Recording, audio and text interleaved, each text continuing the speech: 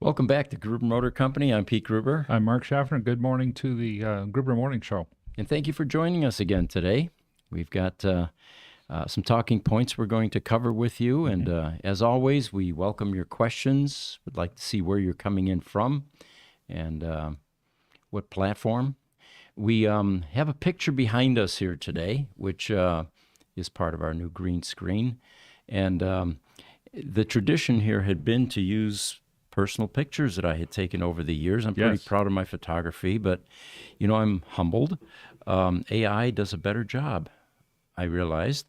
And there's no way I could have taken this newsroom picture unless I was on location, which of course, would be difficult. I'm not. So what I asked AI to do was give us a newsroom setting, high tech, with a cityscape through the windows. Okay. And that's exactly what it rendered for us. So we thought we'd play with that for a while and use different AI images. Tomorrow during the Roadster podcast, we usually put up a Roadster picture. And again, I find that, my library of pictures isn't quite as spectacular as what AI can generate. So I'm interested to see how the AI continues to improve over time. We've had some kind of big gaffes on some of those pictures, but in general, they're just stunning. It is. And that podcast is at 10 o'clock tomorrow morning Mountain Standard Time. We're moving it to a new time, correct? It is, yes. Yeah, we've got 3 podcasts now in the middle of the week, Tuesday, Wednesday, Thursday. They're all 3 at 10 a.m. Mountain Standard Time.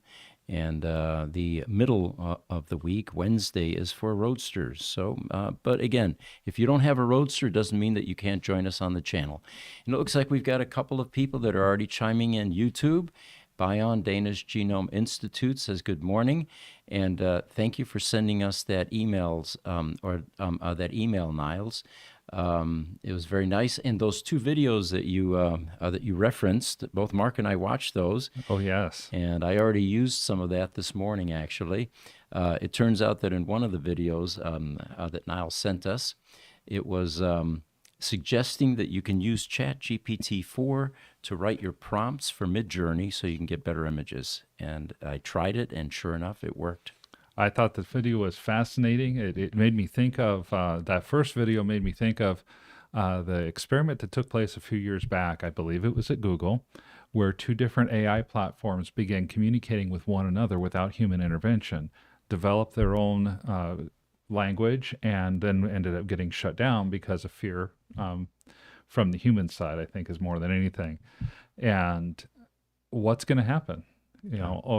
If open source artificial intelligence is out in the wild, and we have OpenAI, and we have Bard, and we have any number of AI platforms, pretty soon 2 of those platforms are going to start talking to each other out in the wild, where it's effectively uncontrollable by human beings. That'll be fascinating to see what happens. If they're not already doing it. If they're not already doing it. Exactly, Jesse. By the way, it's not that we're greatly deviating from our norm, which is the transition to sustainable energy, but we love new technology. That's what our companies have been based on for decades. And AI will begin to get integrated into some of the things that we're doing here with EV-related topics and alternative energy. Yes. So, Niles, thank you so much for your interaction with us outside of the podcast as well. I encourage other people, send emails to us, ev@gruber.com, and we'll be glad to interact with you in that way as well. And then YouTube, Rich Rebuild's channel has joined us. Good morning. Good morning to you as well. Good morning. And again, it's a brilliant way to advertise Rich Rebuild's business. Why didn't we think of that and do that with some of the other podcasts that we could be watching, right? I know. So I have something for you. We're active on Facebook, of course, and I've actually created personally some of the new EV sites on Facebook, and one of them that I created about 6 months ago or so was a Lucid site that really has started to take off. I think they're 4,000 subscribers or just under that right now. Oh, wow. Okay. And what I typically do is, they develop a momentum, and I get out of the way and, just occasionally contribute. Well, anyway, I saw a post on this particular site, and it went like this. It was a large black type image with white text, so it really stood out. But the text said, Elon Musk did not found Tesla, nor did he invent the car. Tesla was founded and built originally by Martin Eberhard and Mark Tarpenning. True. Elon Musk isn't why SpaceX is successful. The rockets are. The genius designer of those rockets is Tom Mueller. Then it goes on. And Elon is not a genius. He invented nothing. Elon is just good at finding opportunities and stealing the credit when he buys his way in. All right. So, everybody's entitled to their opinion. And, that's what makes this world go around. And I thought about it and thought about it. And I thought, I haven't chimed in on this site in some time. So here was my answer to all of that. I said, the gift of any entrepreneur is not being an expert in every facet of running a business. In fact, it's not possible. A successful business leader that is able to grow any venture and make it thrive has the ability to recognize talent, foster teamwork, and often just get out of their way. The final ingredient of great leadership is an obsessive desire to succeed, sacrifice all, and that's probably should be uppercase letters, and not accept failure. And if that does occur, to dust themselves off, get back in the ring as many times as it takes to succeed. Then I go on, I say, Elon may not have started Tesla, quote unquote, but he was there fighting tooth and nail to make sure it would survive, despite all indications to the contrary, including selling Tesla Roadsters under cost. The tenacity that he inspired in his team eventually paid off with a more sustainable EV, the Model S, and with flawless timing, nailing a pivotal transition point in transportation. The rest is history. My take on this particular one is I very much agree with your assessment there. Opportunities present themselves to people regularly, but not everybody takes advantage of those opportunities. I look back in 1976. My father was a volunteer fireman, and we were in rural North Idaho. In order for him to be able to get contacted, because being a volunteer fireman, that means you're not getting paid, he's got a day job, Right. and he needed to be able to be contacted wherever he was. So he got this CB radio type thing that had a 10-digit push button on a handset. It was a cellular telephone back in 1976. Yeah. He came home, he had gotten this, the department had paid $3,000 for it, and that's at a time when a new car was about $6,500. Yeah, right. And he said, this is an opportunity, and this is the future of phones. Back in 1976, he says this. Right. But he didn't have the capability at the time. He wasn't prepared to take advantage of that opportunity. And so he didn't. And for us, the rest is history. He was simply another consumer of a product. He thought it would be big someday, and he was exactly right. Elon Musk came in and was prepared for the opportunities that presented themselves. So to that point, absolutely, without Martin and Mark's genius, there would be no Tesla. Without Elon Musk's tenacity and money, there would also be no Tesla today. Good point. Because when Tesla was trying to build the Model 3 and get it out and have it be that mass-produced car, Elon himself says they were as little as 72 hours away from being bankrupt. Yeah. And it was his extra infusion of cash that got them over the hump. Right. We'll talk a little bit more about some of the other EV manufacturers that are struggling at this point financially, but we can cross that bridge here shortly. We've got a number of new people coming in, it looks like. TikTok, Caleb, he says, why can't electric vehicles use an alternator like in a combustion engine? Well, the charging of the 12-volt battery, and by the way, there's a low-voltage battery in EVs because headlights and audio systems are still using 12 volts, and probably for good reason, because you'd electrocute the mechanics if you ran 400 volts of those devices. The charging is done by an electronic device called a DC to DC converter. And what it does is it takes 400 volts, converts it down to 12 volts. and eventually 48 volts, which is what the industry is moving to. So the other reason for no alternator is you don't have any rotational pulleys to drive it. So the AC condenser or the AC compressor, for example, in an EV has to be electric. There is no rotational pulley system there. So the other thing that sometimes comes up is, well, why don't you take an alternator, put that on the wheels or a DC generator, generate some power, and then feed that back to the batteries, and looks like you could have a perpetual motion machine. Well, the laws of physics tell us that nothing is 100% efficient, so that wouldn't work either. Well, exactly. And honestly, regenerative braking is largely what you just described. But the bottom line is laws of physics. You cannot generate more energy than you expend. Until fusion comes along, right, Jesse? Fusion is here. Okay. On Facebook, Nunez JW says, looks amazing. I think he's referring to our background, Pete. The background, nice. We're going to use a different AI-generated image each time, and we'd love to hear your comments, which ones you like best. And I'm going to challenge our audience. Why don't you write a prompt that we can use, and we may just end up using it? Oh, absolutely. Send us images, and we may end up putting up an image on as our background as well. He says, scary but beautiful, and it's Jorge Nunez from San Antonio. So thank you for telling us where you're coming from as well. It looks like I have a Tesla friend of mine that has just chimed in from YouTube, Michael Aldea. Michael, welcome to our podcast. He says, yeah, but the same, and he's talking about that Elon Musk post. He says, yeah, but the same could be said about Steve Jobs, and actually it was.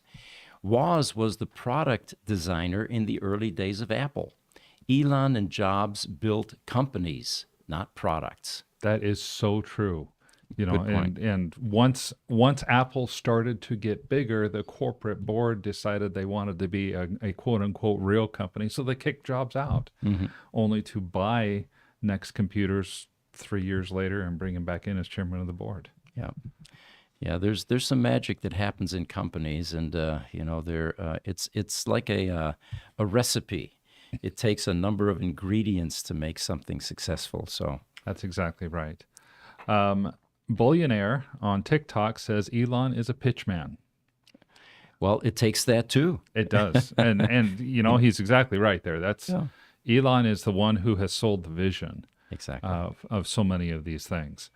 And so now for TikTok, I think we do need to make sure that there's a clarification. I see from Nande Just 68 says, I see just a green screen.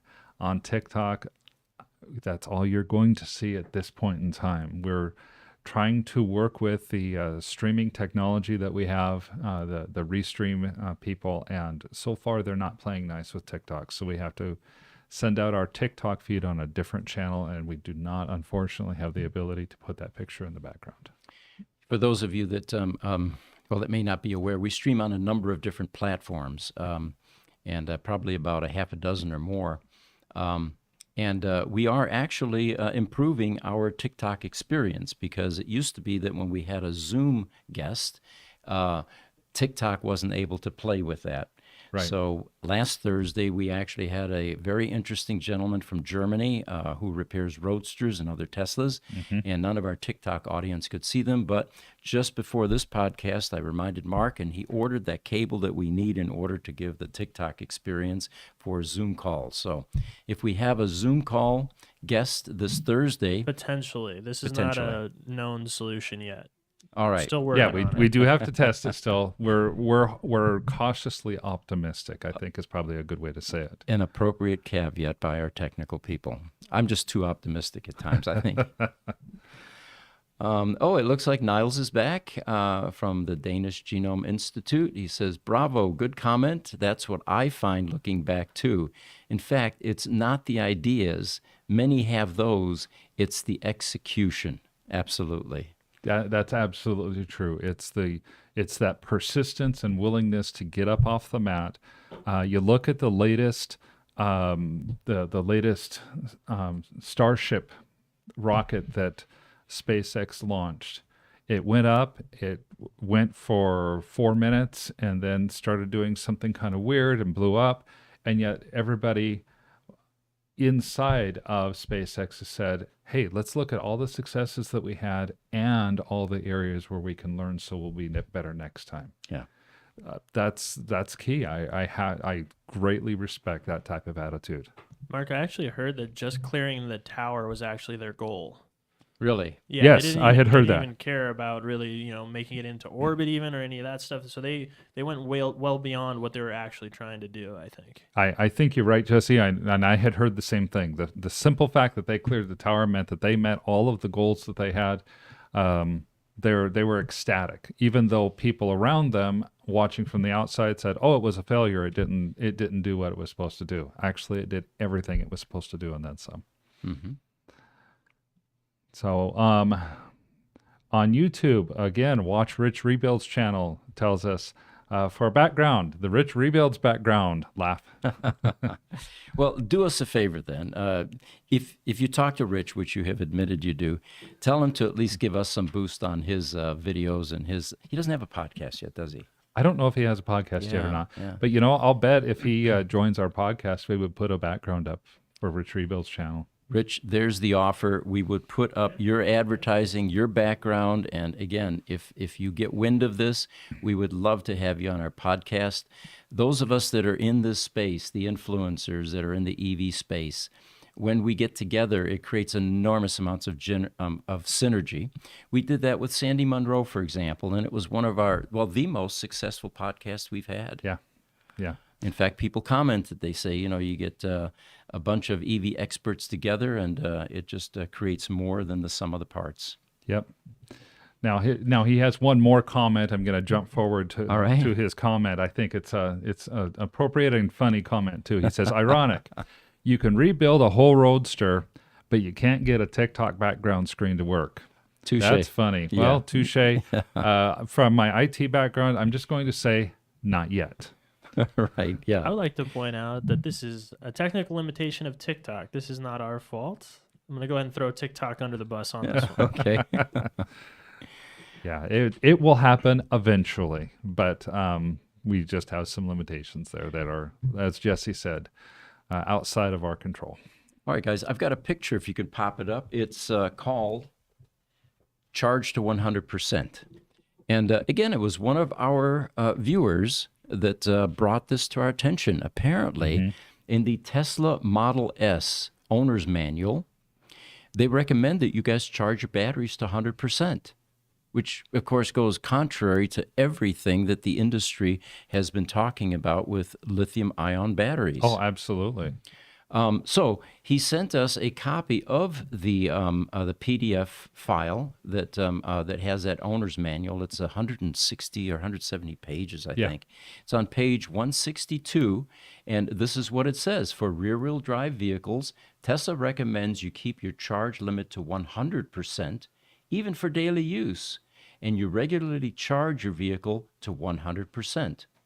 Well, it's been our experience that these cars even warn you, like the Roadster and the Model S, if you take it to 100%, the warning comes up, this is not a good long-term idea. You will degrade the lifespan of your battery. So, armed with this information, I sent this off to Tesla Corporate yesterday and asked them to clarify, is it a typo, and or are you guys changing your mind on this? Of course I had to go out this morning and take a look at my Model S. I've recently changed. I'm driving a 2017 Model S now, and it does have, its maximum for trip is 100%, and the maximum for daily it does have all the way to 90%. I wonder. And I can't answer this question yet myself. Have I driven yet a Tesla Model S that's not an all-wheel drive to see what the overall range charge is? I've driven a few over time, but I don't know. I think it may be that all of the Model S's that I have experienced driving have the all-wheel drive or dual motor type of configuration. Mm-hmm. We'd have to check our loaner pool. We've got some, there are quite a few Model S's in there, and see if we have one. But Until Tesla gets back to us, we can't answer that question yet. By the way, it was Ray Johnson that sent that to us. Thank you, Ray. We appreciate it. So we'll keep you updated on this, what appears to be a typo anyway. Yes, it appears to go against the advice that we've heard elsewhere. Or conventional wisdom, as they call it, right? Yep. On TikTok, Jason Wirtz is commenting still about the opportunities that we were talking about with Elon. It says it takes money, money, and more money. I will not necessarily disagree with you, Jason. Money gives you the freedom to pursue opportunities that not having money doesn't give you. That does not mean that you don't get opportunities without money, though. Yeah. And, I would interject and say that for a small business, which of course I started 40 years ago, and which grew into a number of businesses, I do not recommend getting loans. I think it creates a false sense of security. I remember one company here in the state, who I won't mention, in the EV space, got a bunch of money from investors and decided to create a luxurious building and put in a 20 or 40,000 square foot gym for the employees. And I thought, man, this is the wrong approach. These investors gave you money to create a car, first of all, and then as it becomes profitable, these other kind of embellishments could be inserted into the company. Right. But it's not day one. And anyway, a small business, I would suggest attempting to get a revenue stream established because you have a great idea, because you have a niche, and then plan to work 80 hours a week to make it happen. But as soon as you go out for loans, things change. You lose some control. And I can't imagine that you could do anything as large as Tesla or these other, EV car companies without funding, unless, of course, like Elon, you had a company that you sold and you were able to put some of that those proceeds into these companies. Yeah, I mean, Elon bet on himself as well as the company. He believed in the idea of the investment, and so far he's made it work. He's turned himself from a company that had what was I think it's $175 million or something like that was his windfall from PayPal, and has turned that to being at times the richest person on earth. Yeah. And, he's also one of those people that isn't afraid to go broke. Most people that amass that kind of a fortune would just cling to it, Right. And he was actually able to lay it all on the line. And, they say at one point during the difficult years, he was actually borrowing some rent money at times. So, but not everybody's wired that way. Let's just put that on the table. And Pete, That's I got for sure. a question for you real quick.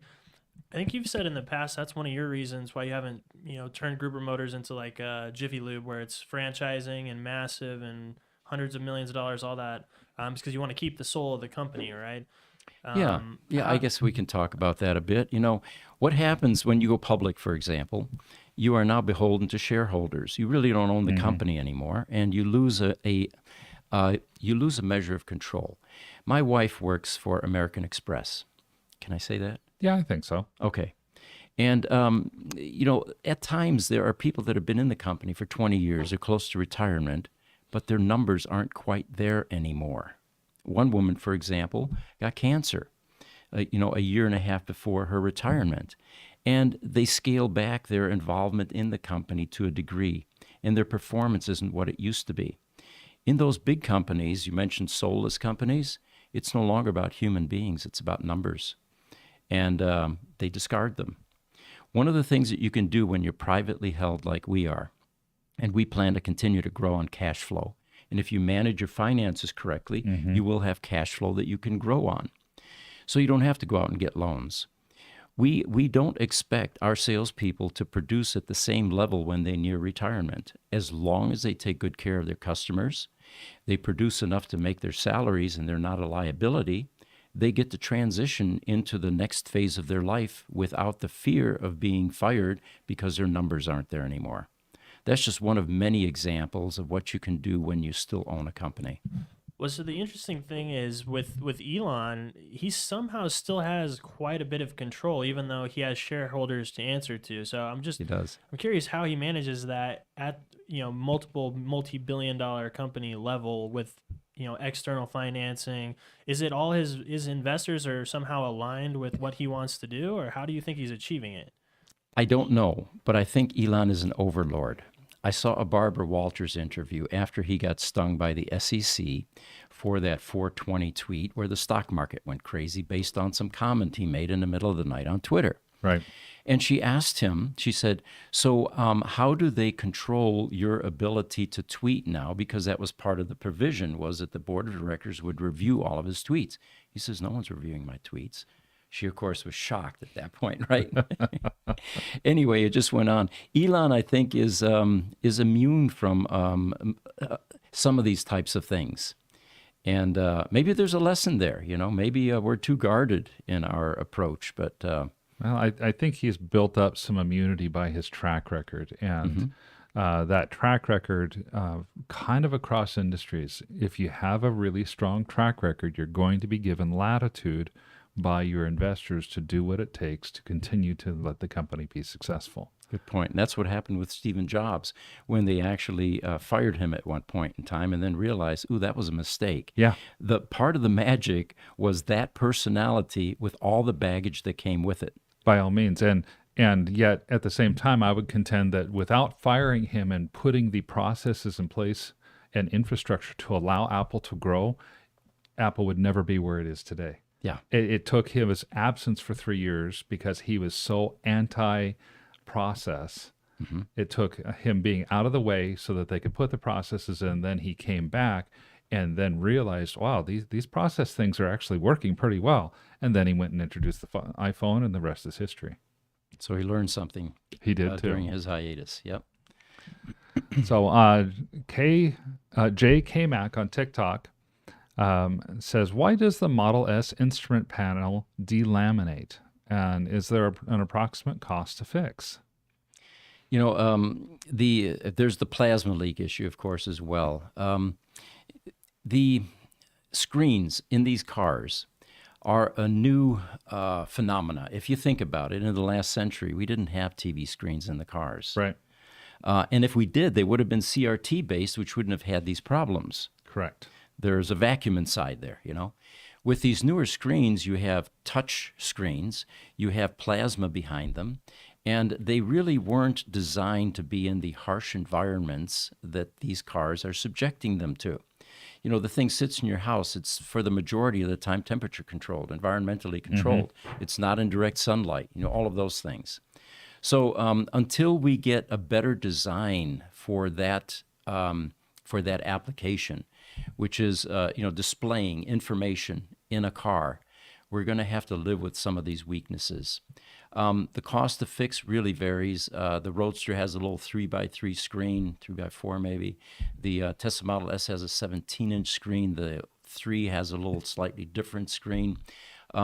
I think eventually, of course, like any technology, it's going to improve and then be impervious to some of these problems that we're having. I think so as well. I've seen a lot more in the newer Model S's that these problems don't exist. And I don't think that's just a time thing, because we can go back to 2017 and look at 2012 and 2013 Model S's that were already seeing plasma leaks 4 years later.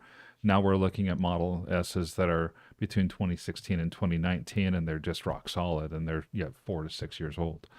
So I do think it's partly a function of what you said, age and inexperience. And J.K. Mack on TikTok does follow up with us and say, I have free supercharging lifetime, a Model S85 with 115,000 miles on it. He charges to 100% all the time, still gets 242 miles of charge, and when new it was 252. That would seem to really support Tesla's contention that 100% charge is completely fine, because that's only about a 3% drop on 100,000 miles. I can't wait for their official response to this. Be interesting. Yep. Bion Danish Genome Institute, our friend Nils, he says he agrees in regards to investors with you, Pete. I programmed a bio package from which I am now living while consulting to keep the wolf away from the door. Mm-hmm. I rejected 2 investors too, and no loan. Mm-hmm. Understand and agree. My hat's off to you. That's the way to do it. Facebook, Sam Kinman, he says, beautiful explanation, and we're still typing the rest of that answer about not franchising. Okay, there you go. Mm-hmm.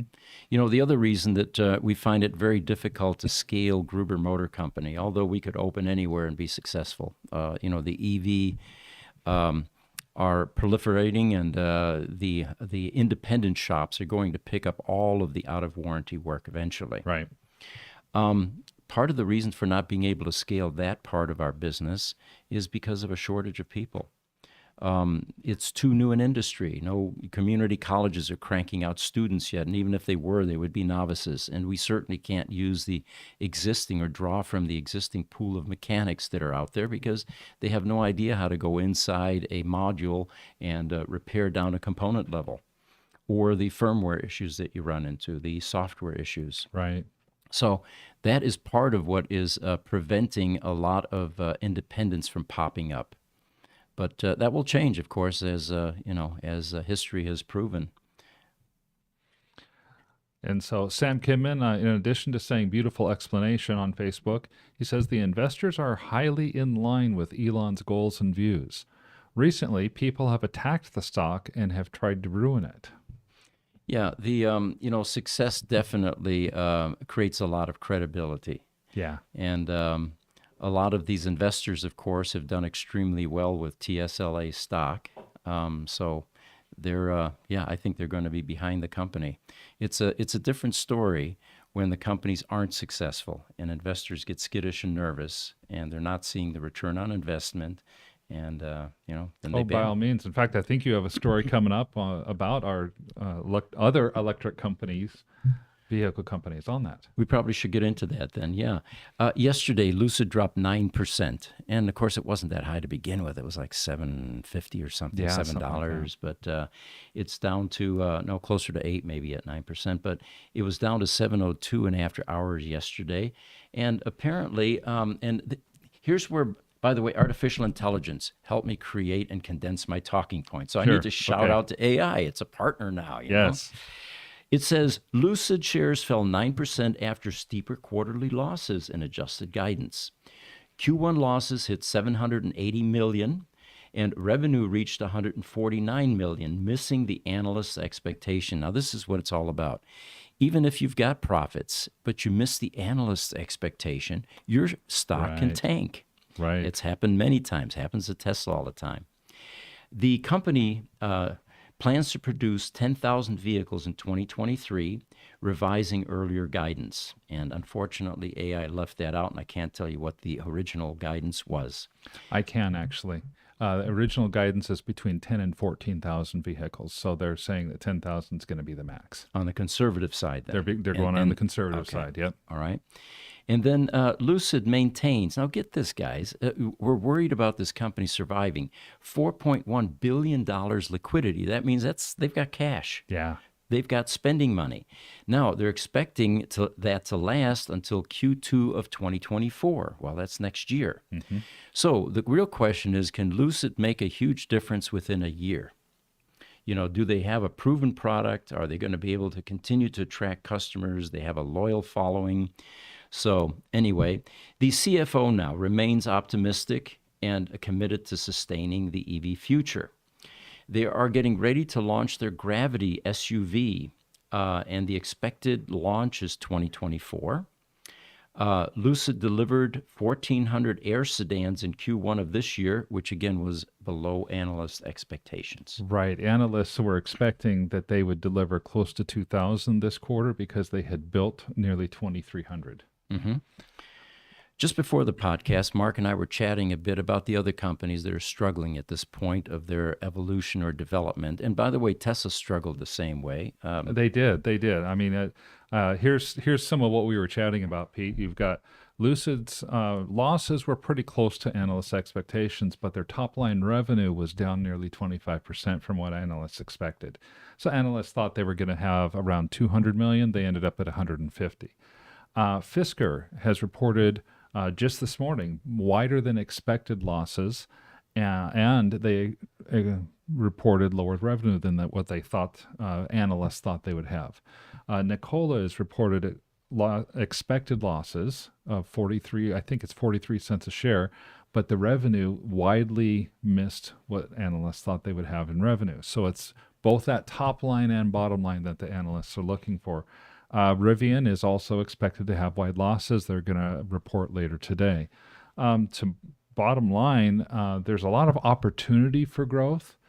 It depends on how these companies are going to be managed. In my opinion, only the best are going to survive. I think the Gravity SUV is going to be a game changer for Lucid because there are not very many companies out there with that traditional kind of boxy SUV. Rivian is one that I can think of, and maybe the only one I can think of that has that more traditional wagon type of SUV. The Gravity is going to be another. And then, of course, it gets back to execution, which we talked about earlier. You know, are they able to ride through their cash burn cycle That's right. as they're getting their production capacity built up? And you have unforeseens. You know, the story that we told a couple podcasts ago, we have two early Roadster and Model S's for sale right now, Founders number 3. And by the way, I don't know why people aren't bidding on those yet. Those are the ultimate collector car. We're never going to have another Tesla Model S Founders number 3. You know, that's it. They only made one. And by the way, this car crossed the platform where Elon was standing, along with George Blankenship, as the first Model S's were coming off the line, and Elon handed those keys to this customer. So it is a pedigreed, noteworthy car. Definitely. But the point there being is, it has some imperfections as well, which are part of its mystique and its intrigue. The early dies that they installed for the Tesla Model S apparently were designed for steel, because the engineer that bought them was an ex-steel guy, you know. And it turns out that aluminum requires a different parameter because it has what's called springback. It relaxes again and it goes back to some of its original shape, so you have to overcompensate with those particular dies. Right. Well, they ended up having to repurchase the entire set of dies for the early Tesla Model S. These are the unforeseens that come up that are part of this cash burn. Right. Because not everything is going to go flawlessly and perfectly, you know, especially considering you've got a new product. Yeah, you know, and I'm going to start by disclosing I do own a few shares of Lucid stock. I own a little bit of Rivian stock. I do not own stock in any of these other companies, but this is not meant to be advice. So that there, disclaimed. I love where I see Lucid going because they are operating according to their business plan. Yeah. The business plan that they said 3 years ago was they're going to produce X number of vehicles, that they're going to put out the Gravity SUV, that they'll announce it either in 23 or 24, and by 2025 they'll have it out there. That they're going to talk about putting out another Lucid vehicle that's a little bit less expensive than the Lucid Air. And the Lucid Air, they're kind of following the Tesla mold, where they went to an expensive car that's very luxurious to eventually get the higher profit margins to support the mass production of vehicles. They've got another factory that's going to come online in 2024 down in Casa Grande, Arizona. So they're going to be tripling their production capacity once that new factory is online. Everything that you see there is a company that seems to be doing it right, but many of the investors don't care. Yeah. You know, there's one other ingredient, which is the patience of the investors. Yeah. And if you have a broad, portfolio of investors, they're looking for ROI. They don't care whether the company's going to make it. If the company's starting to sink, they get out and they get into something else because they want to see return on their investment. Right. In the case of Lucid, you have the Saudi Investment Fund, and you have to look at what is backing these companies. And the question then becomes the Saudis, who are definitely needing a second act. would they really pull out of the second act, which is electric vehicles? So I have a higher degree of confidence in that company. Now, wasn't Rivian at one point in time, or maybe still, being funded partially by Amazon? They were and they are. Amazon has an order for nearly 100,000 Rivian electric vans. And that's a big part of the funding for the company is the manufacture and purchase of those vans. In fact, Rivian is now trying to negotiate with Amazon to figure out how they can get out of the exclusivity contract with Amazon so they can produce the vans not just for Amazon but for other large package delivery services who have obviously seen the vans and like what they have seen. Who would be competing with Amazon, who is one of the larger investors in the company. So you can see the conflict of interest there, yeah. Yeah, so there's some of that. Ford was also invested in Rivian for quite a while, but they pulled out once the Lightning came a little bit closer, and Ford saw that, wow, we thought we would produce 20,000 of these a year and be happy, and we have orders for 200,000 Lightnings. Right. And so they ramped up, and they went 20 to 50 to 150. Now I think I hear it's 200,000 Ford Lightnings a year or some such number that they're trying to get to. Interesting. So it looks like we got a few comments there. Here's an opinion from J-Mac on TikTok. He said, Lucid will eventually file Chapter 11 to dissolve stock and come out of Chapter 11 and reissue new stock, just like GM and some of the airlines.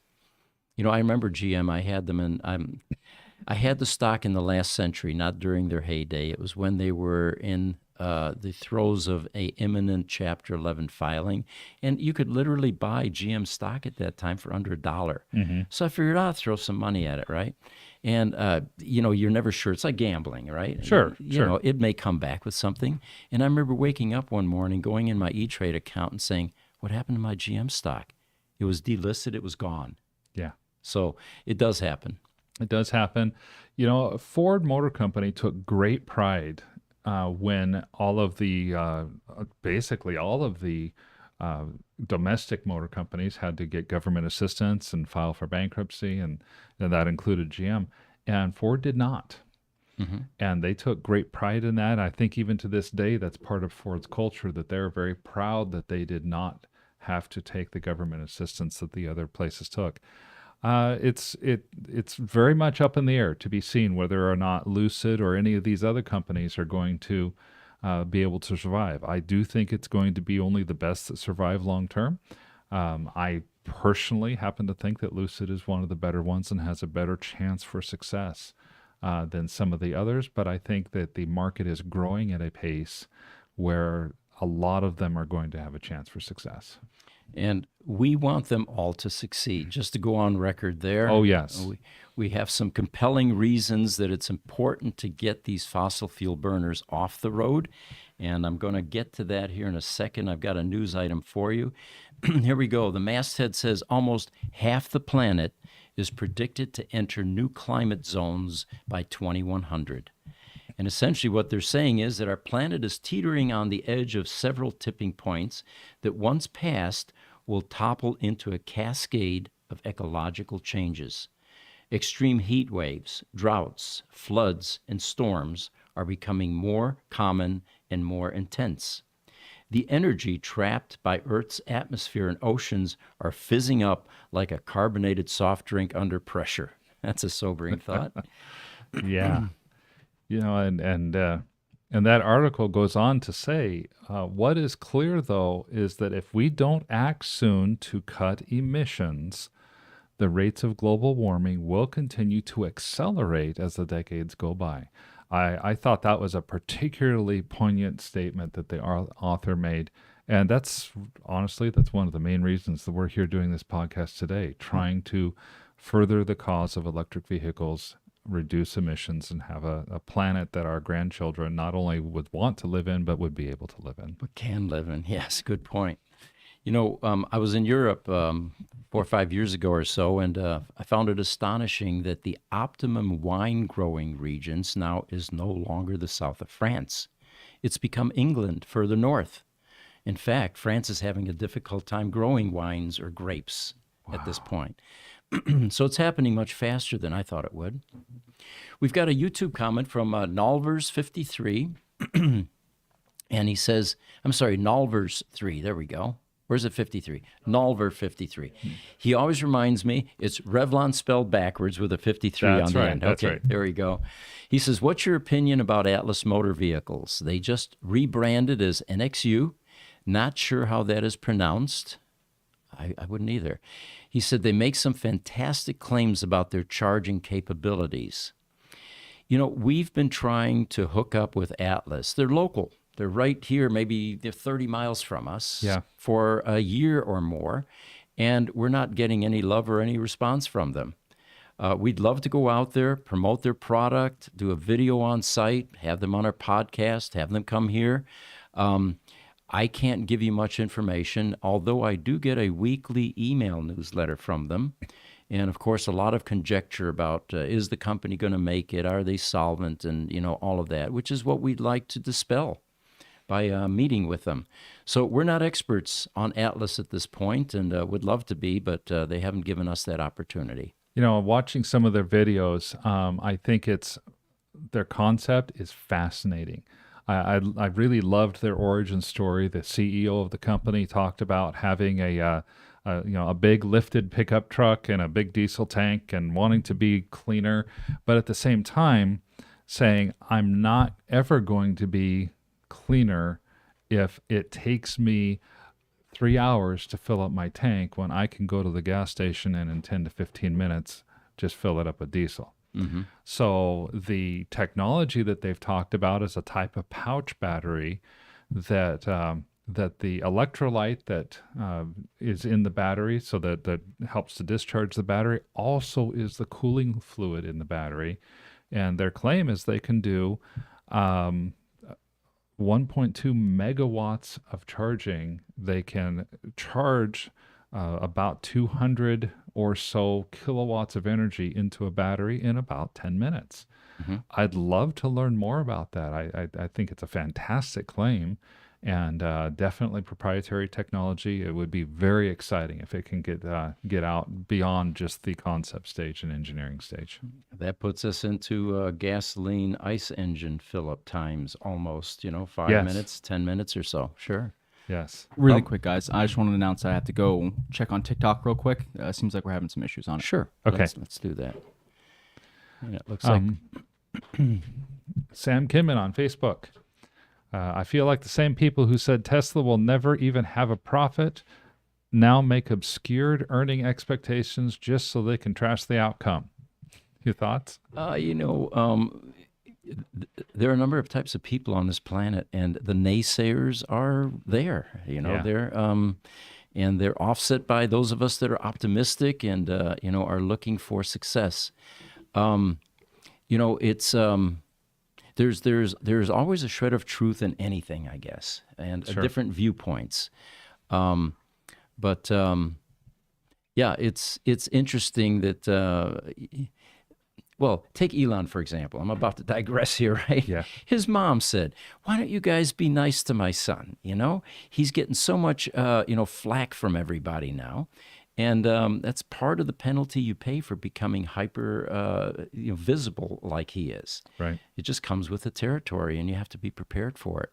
I mean, when we release a video, not everybody is congratulatory and, gives us flowers. And there are a lot of naysayers out there as well. But, oftentimes there are lessons in that because it teaches us how to improve, how to be better. And sometimes they're right, If a naysayer is not trying to just, what I would say in today's terms, just be a troll. Yeah. There oftentimes is a lot of truth and more to learn from the naysayers than from the yes men. From the praise. Yeah. Good point. So YouTube, looks like PYGKLB says, seems like the closest academic training is in mechatronics. Have you considered recruiting there? We touched on that earlier. I don't know about mechatronics, but Tesla has actually broadened their reach with their START program. And I still don't know what the acronym stands for, but it's a EV technician training program. And I think we reported on that about a month or so ago. Excuse me. Yeah, they had reported that Rio Hondo College in California, that there are several community colleges over in Texas now as well. Yeah, I remember Richard pulling up a list of about close to a dozen colleges that Tesla has partnered with to try to get people trained. And of course, it's vital because there will be a severe shortage of EV mechanics or technicians. We don't know what to call them anymore because it's really a combination of the two. Our people do wrenching, they work in software, and the guys in the lab work on component level troubleshooting and replacing parts. Yeah, and I mean, what I'm finding with the guys at Gruber Motors is somebody comes in as electronics. After 6 months, he's learning a lot more of the mechanical stuff. Yeah. Somebody comes in as a straight mechanic, an ICE mechanic, and 6 months later, they're working on a lot of the electronics. The electronics guy is more specialized, but he can do some basic mechanic work. The mechanic is more mechanical, but he's able to do some of the basic electronics work. I think that's going to continue as we go forward. On TikTok, Van Goat Wagon, I do want to acknowledge as well. Hello, friends. How's business? He says. How are you, Van Goat Wagon? As well, and thanks for joining us again. So a little news item here. It looks like there's speculation that Tucker and Elon may get together and do something, and that's gaining a lot of momentum. But I think Mark pointed out we're not sure that that's even possible because Tucker is still under contract with Fox. Yeah, Fox has got him under contract until 2025. And based on his comments, his lawyer's comments, and so far Fox's lack of comments, I don't think they want to see him out there competing against them. Newsmax and is among the places that has offered Tucker Carlson potentially a more lucrative contracts even than what Fox had.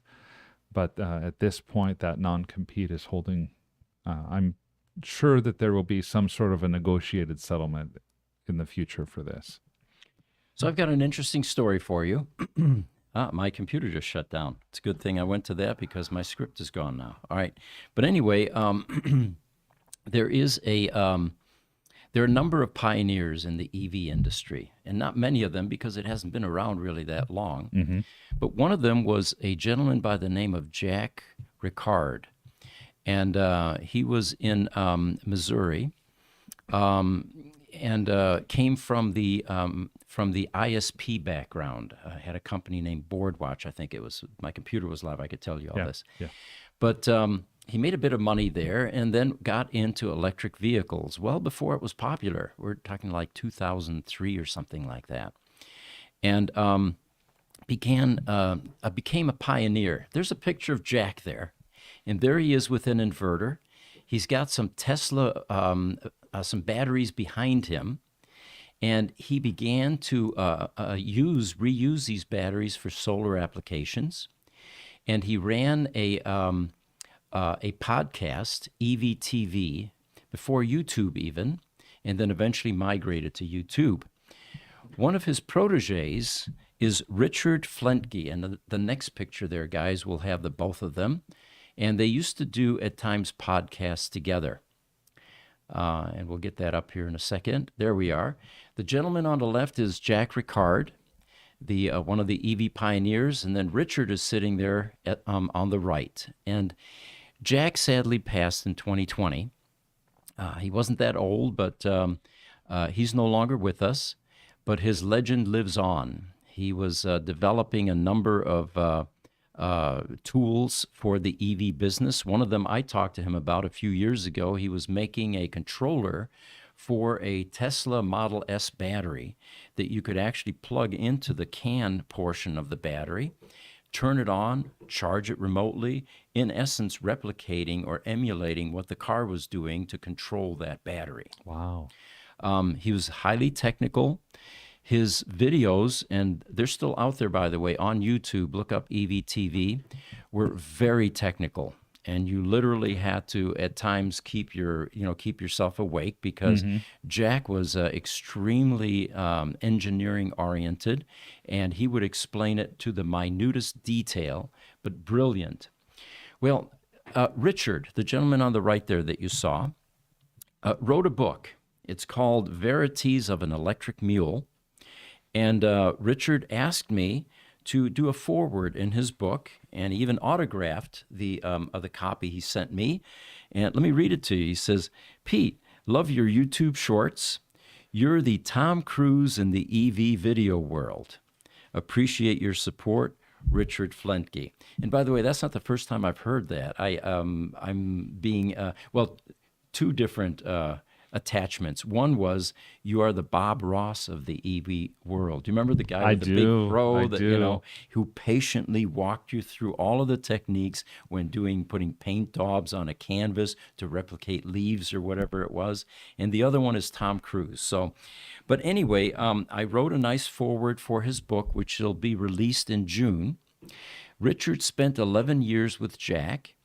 They used to do some of the EV top the podcasts together. And there we go. We're starting to get some comments now. YouTube, Rudy Larno says, "Love Jack, a real pioneer. He was quite a character." The book, by the way, is full of interesting anecdotes and stories about what it was like working with Jack. And they would do EV conversions with vehicles. Full of fascinating stories. One of them was they had a shop cat. And during one of the podcasts, apparently the cat was coming around and it was bugging Jack a bit. So he picked it up and he kind of tossed it to the side. Didn't hurt the cat at all, but apparently it was low enough to where the camera didn't pick up any of this. Okay. But the book, again, it is an interesting read. I think once you pick it up, you're going to have a hard time putting it down. It sprinkles the history of EVs, including a conversation with J.B. Strobel at one point in time. Oh, fantastic. Yeah. So some of the pioneers are mentioned in here, and it's going to be an interesting book for you to pick up. It'll be available in June. And Richard doesn't know this yet, but we would love to have Richard join us on one of our morning podcasts. So I'll be reaching out to him after this podcast and see if he has some time to spend with us and promote his book. Yes. We've got a couple more comments coming in. First from Armando Lopez from TikTok. Says, "Hi from Chicago. Interested in buying an older Model S. Any suggestions?" Well, there are two schools of thought here. An older Model S, usually, 2012 through 2014 or so, is going to be out of warranty. And of course, you're going to bear the full brunt of any major repairs, which, unlike an ICE vehicle, you have a lot of cost that's distributed amongst various items in the car. Unfortunately, EVs have a couple of big ones, and one of them is a battery pack, and that thing can be anywhere from $14,000 to $22,000, and that's for a car that's worth maybe $25,000 or $30,000. So you need to be prepared for that or think about that. And then, of course, you have a drivetrain, which could be about $6,000, $7,000. It's not for the faint of heart. I know many people that have bought used Tesla Model S's and have been quite successful with them, and then others take it to a service center and suddenly find some bad news that the battery needs to be replaced. One of the things that helps is there aren't many companies like us around yet, but that 22,000 battery pack replacement at a shop like ours would be a fraction of that, 5,000 to 7,000 type neighborhood, and it would be for opening the battery pack and repairing what's wrong inside. And it can be a number of things. It could be one of the BMB boards, a component on there failed. Could be contactors. It could be a resistive cell, which is also repairable. So my thoughts on it are be prepared, and there is some risk. But on the flip side, you're getting a highly reliable car generally compared to an ICE car. No more tune-ups, no more oil changes, no more trips to the gas station. And you're going to be doing your part to take fossil fuel burners off the road.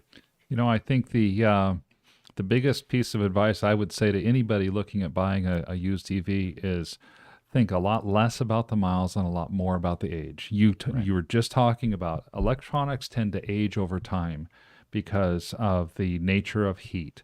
And it's not as much the number of miles that are driven that cause these electronics to age as it is the amount of calendar time that takes place over the years. An electrolytic capacitor typically is oil-filled, and a lot of times will last for anywhere from 7 to 10 years, on occasion even a little bit longer, and that's kind of regardless of the miles that are driven. So If you saw a low mile 2013 Model S and a high mile 2016 Model S that were the same price, if I was in your seat, I would buy the higher mile 2016 Model S because those components are less likely to fail, even though the mileage is there. Right. Kelly Blue Book and other vehicle valuation sites like Edmunds or JD Power don't really get that right yet on the electric vehicles. They tend to do their valuations using the same model that they use for ICE vehicles regardless. Which is a mistake, yeah. But it certainly helps if you're buying a high mileage EV because it can be a bargain. Yeah, definitely can. Okay, guys, real quick, we're at 1 hour and 4 minutes. 1 hour and 4 minutes. Okay, I've got a comment here that I'd like to answer. TikTok user with about 15 digits says, hybrid technology, thoughts? Well, it's silly. It's probably my comment today for a hybrid technology. Although we find that some of the ICE manufacturers aren't quite ready yet to jump in the pool with both feet. So what they're doing is dipping their toes by creating a hybrid vehicle. Now, Lamborghini comes to mind. Yeah. You know? Yeah. Oh, it's just the antithesis of the image that they and the brand that they have developed. A Prius and a Lamborghini just don't go together, you know? And anyway, you have twice the maintenance.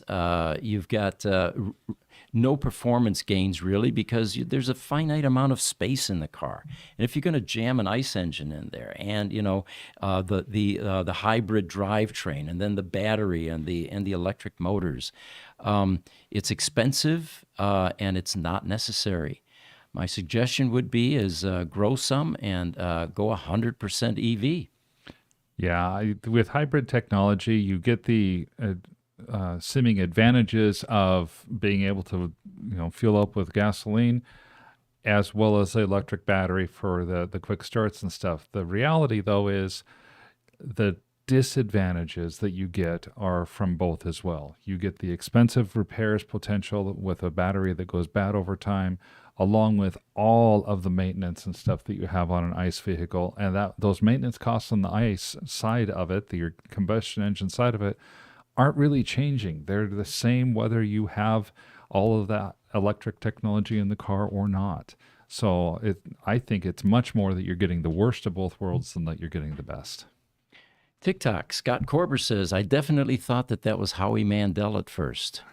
Is he talking about you or me? Oh, he's talking about you. Okay. Howie Mandel has less hair than me. Okay. Hey, Pete. Yeah. Real quick, I think wasn't it Conrad last week? I'll have to look it up, but one of our guests said for the hybrid thing, the worst of both worlds, not necessary. Right. Yeah. I think it was Conrad maybe. Yeah. Yeah, it was Conrad Buck. By the way, he's coming back. He asked, he emailed me this morning. He said he enjoyed it. And I think we can get him back on our podcast at some point in the future. Look forward to that. He is in Germany. He is doing what we do. He repairs out-of-warranty Teslas, especially Roadsters. And let me tell you, anybody that has learned how to work on Roadsters, really has cut their teeth properly because that's a difficult car to work on. Yeah. Support, schematics, documentation. There were prototypes released, to keep the company solvent. Yeah, they're just not there. On YouTube, Blackhawk Pilot. Your definition of leadership reminds me of Teddy Roosevelt's speech in France that has the man in the arena quote. Thank you. I think that's an appropriate way to say that. Yeah, thank you very much. YouTube, Dean Bort, he says, are Lucid cars equal or more efficient than Tesla? I know that they go farther. The battery has a bit more energy. What is it, over 500 miles on? On the high end Air.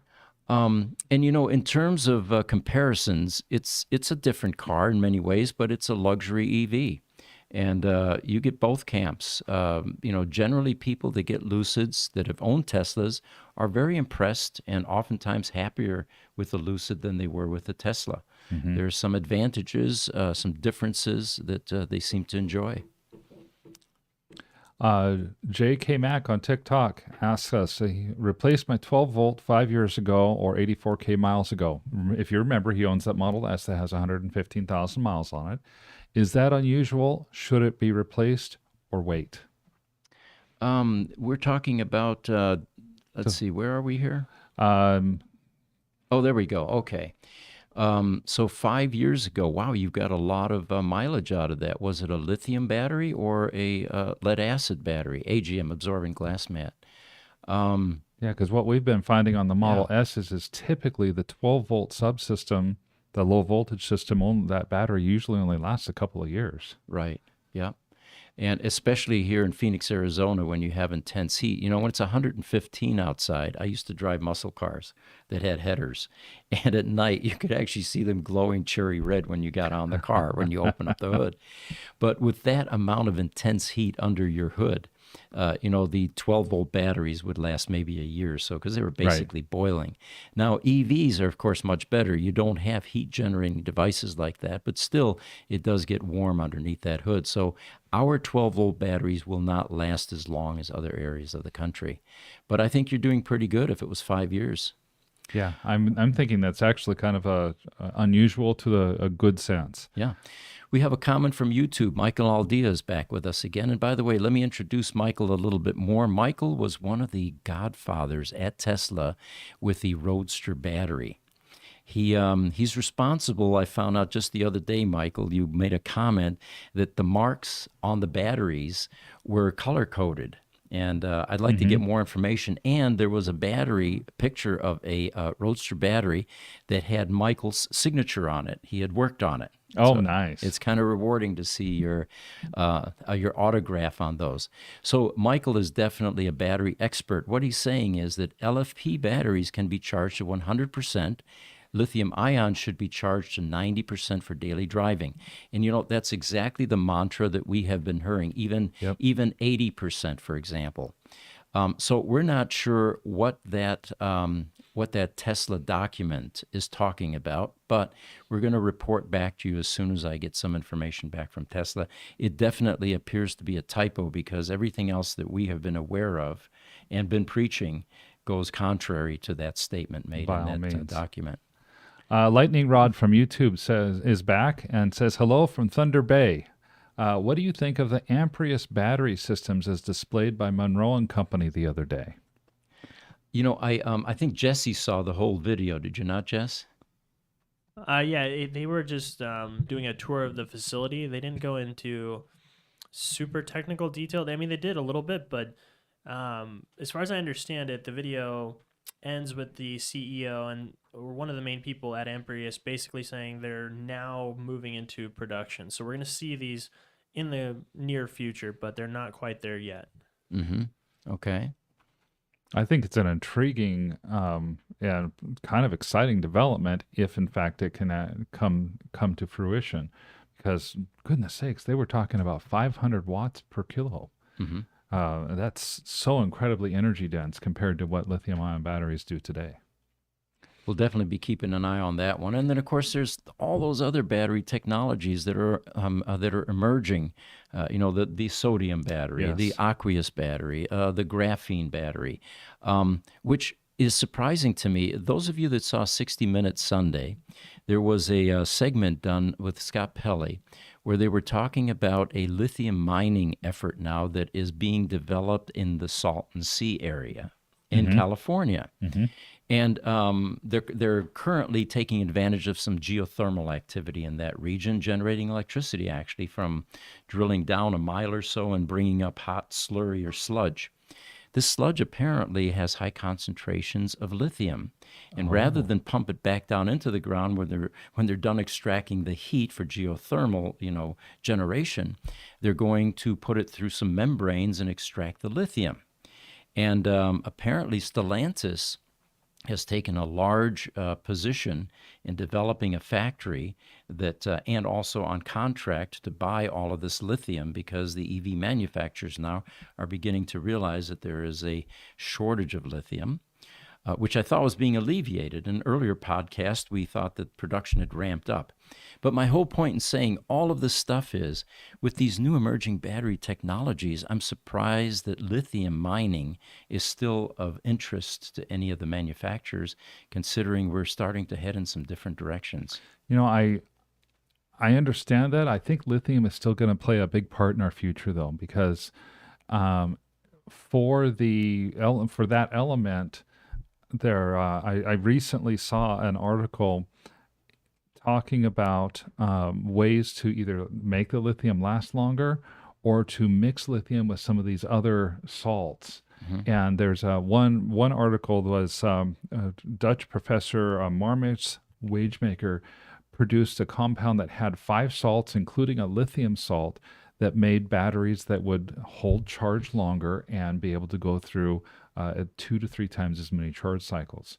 That means lithium and lithium salts would still be a major component in a battery, but they wouldn't be the only component. There are, sodium and potassium and other types of salts as well. Interesting. Okay. Wow, we've got a lot of comments. I guess we can run a few more minutes. Yeah, it's All up to you guys. Okay. We are at an hour and 15 minutes. All right. What did you guys think of the Dumber truck rack that was shown off yesterday in Texas? I think that was supposed to say Cybertruck. I'm pulling up an image for you right now. If we can get that picture that Rickard found of the wooden Cybertruck, which is probably going to be easier to produce than the stainless steel version from Tesla. There we go.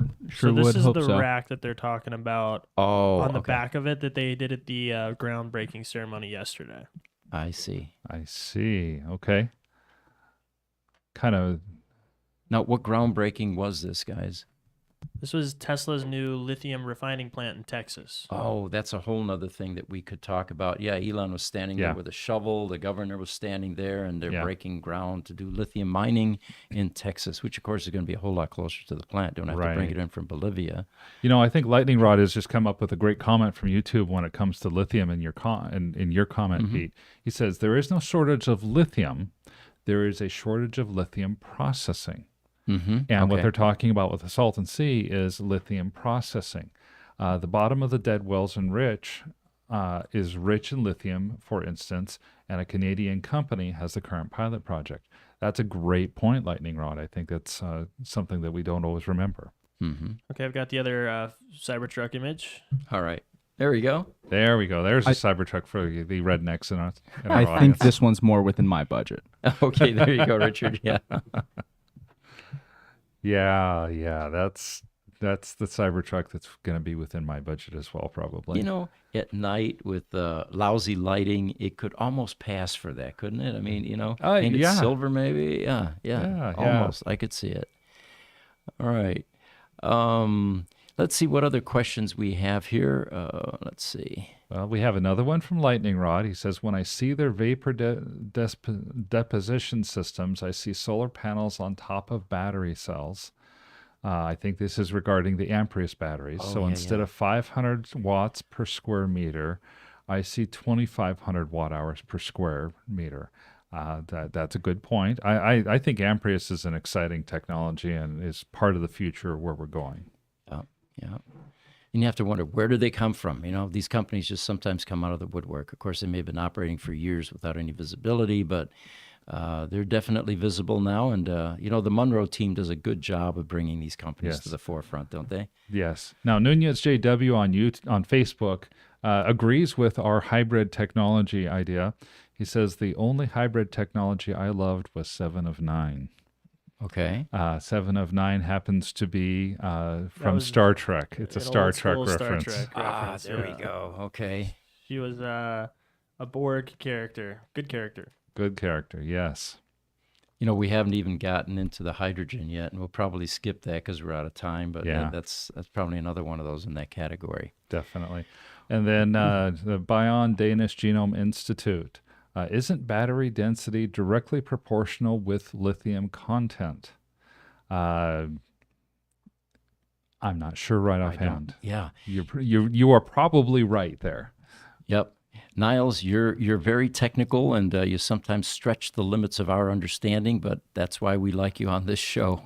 Yes. Love your comments. And then Michael Aldia says at 100% state of charge, the separator in the cell in a lithium ion can start to degrade. That is definitely true. That's part of why the lithium ion technology is not recommended to go to 100%. Lithium iron phosphate, the LFP batteries, have a different technology or a different chemical composition, basically. And that issue does not happen because of the chemical composition. That's why they can take the 100% state of charge. Yeah. Yeah, actually, Michael says a little bit earlier, I missed it. He says, yeah, that should be a typo then. He's talking about the Tesla Model S owner's manual suggesting that you should be charging your batteries to 100%. Yes. That's just not correct, he says. Yes. So I think we've gotten all of our questions for today. So with that, I think we're about ready to close up and be ready. Come watch us tomorrow on the Tesla Roadster podcast. Again, it'll be the same time, 10 a.m. Mountain Standard Time. And we'll more than likely, instead of having the studio green screen behind us, we'll have a cool picture, AI generated, of a Roadster. And those of you that aren't playing with AI yet, I strongly suggest you get yourself a Mid-Journey subscription, and you can render images and just let your imagination run wild. I find that the problem I have is I'm not imaginative enough to, create the prompts. And then I see other people putting in poems, basically, and this thing will render an image based on what it read. Oh, wow. That's amazing. Fascinating new technology. As always, we appreciate you all joining us. We hope you're enjoying it as much as we are. Again, we are going to be live tomorrow at 10 o'clock again for the Roadster podcast. If you don't have a Roadster, you can still join us. We'll also tomorrow talk about those 3 0-mile Roadsters that we didn't touch on in this conversation. We actually are a high bid right now of $750,000 for those 3 cars. And I'm expecting more pictures today, so keep an eye on our website. We'll, as soon as I get them, we will post those as well. And then Thursday, we have our other general EV podcast at 10 o'clock as well, and would love to see you join us then. So in the meantime, I'm Pete Gruber signing off. Mark Schaffner, thank you for joining us.